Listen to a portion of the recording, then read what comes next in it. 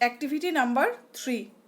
Read the statements and arrange them in sequence to make the summary of the poem.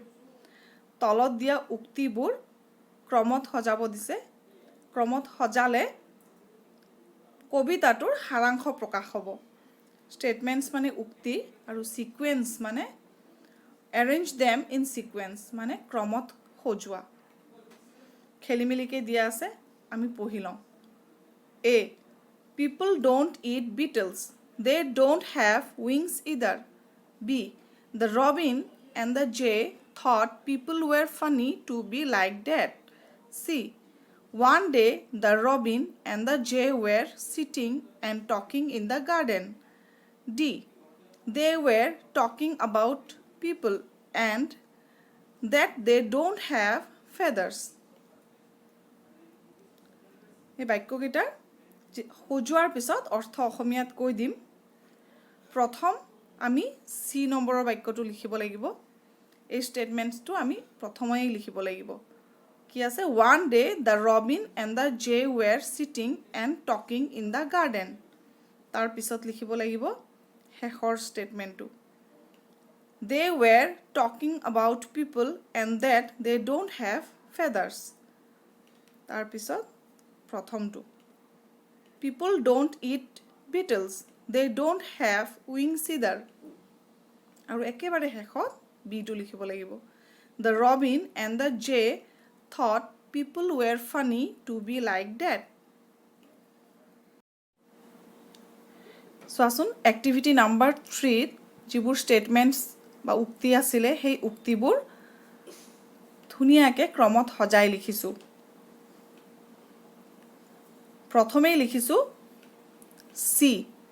C নম্বৰত থকা চেণ্টেন্সটো one day the robin and the jay were sitting and talking in the garden.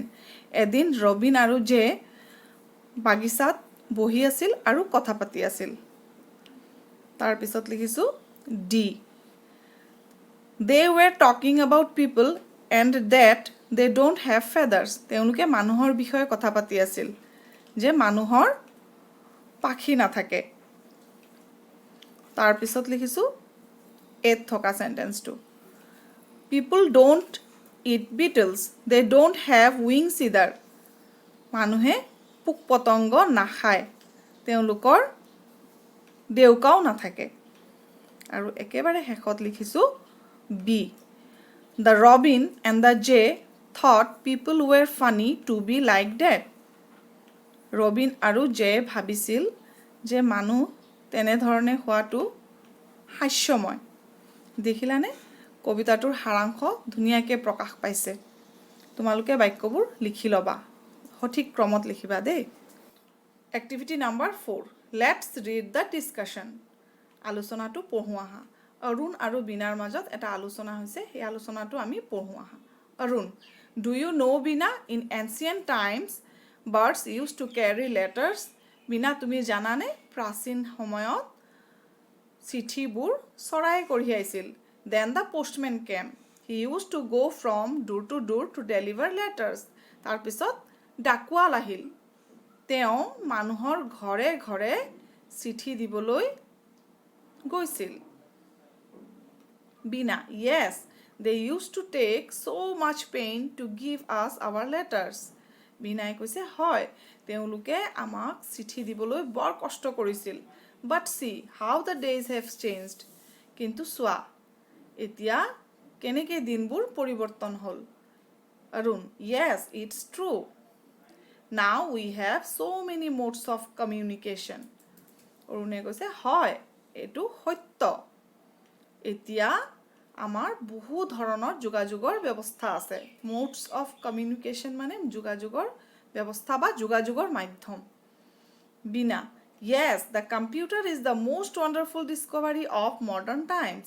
বীণাই কৈছে হয়, computer হ'ল আধুনিক যুগৰ আটাইতকৈ বেছি বিস্ময়কৰ আৱিষ্কাৰ। Activity number 5 let's read a few words related to computers. আমি কম্পিউটাৰৰ লগত সম্পৰ্ক থকা কিছুমান শব্দ পঢ়োঁ। কম্পিউটাৰৰ লগত সম্পৰ্ক থকা শব্দবোৰ চাৰিওকাষে দিয়া আছে। আহাচোন শব্দবোৰ পঢ়োঁ internet keyboard printer speaker music games mouse typing email আকৌ এবাৰ পঢ়িছোঁ internet keyboard printer speaker music games mouse typing email তোমালোকে গোটেইবোৰ বস্তুৰ বিষয়ে শুনিছাই কিবোৰ্ড থাকে কম্পিউটাৰত দেখিছাই টাইপ যে কৰা হয় এইটো কিবোৰ্ড বুলি কয় প্ৰিণ্টাৰেৰে প্ৰিণ্ট কৰা হয় স্পিকাৰ জানাই মিউজিক গেমছ মাউছ এটা সৰু যে নিগনিৰ নিচিনা দেখাত লৰচৰ কৰে টেবুলত থৈ এইটোক মাউছ বুলি কয় টাইপিংটো জানাই ইমেইলৰ বিষয়ে অলপ পিছত আমি পঢ়িম বেলেগ এটা এক্টিভিটি আছে এক্টিভিটি নাম্বাৰ 6 লেটছ ৰিড